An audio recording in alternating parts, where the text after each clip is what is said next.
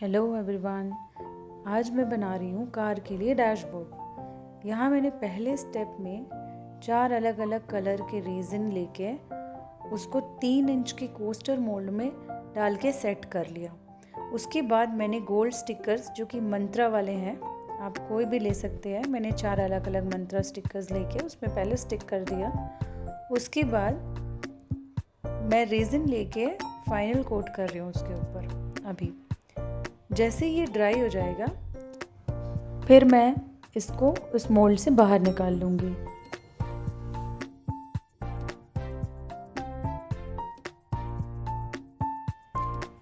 अभी अच्छी तरह से ड्राई हो गया है, इसको मैं इस मोल्ड से बाहर निकाल लेती हूँ। इसके बाद इसके लिए मैंने एक छोटे छोटे बेस बनाए थे जिसमें मैं इन प्लेट्स को रखने वाली हूँ।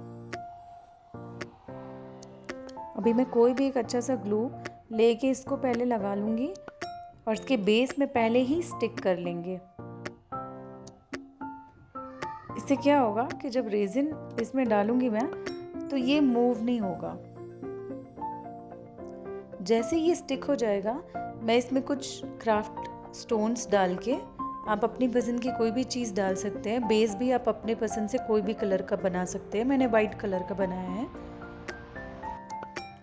और इन प्लेट्स में ग्लू लगाने के बाद आप इसको अच्छी तरह से सूखने दें, वरना ये बार बार गिरता रहेगा।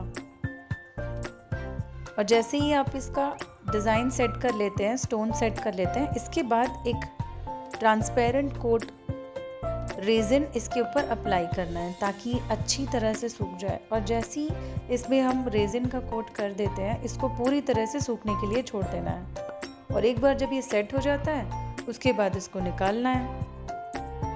ये देखिए कुछ ऐसा दिखता है। इसके बॉर्डर्स पे मैंने गोल्ड कलर के मार्कर से गोल्डन कलर कर लिया है। बस अब इसके नीचे एक डबल टेप लगाइए और कार के डैशबोर्ड में लगा दीजिए। बन गया हमारा कार का डैशबोर्ड। Bye bye.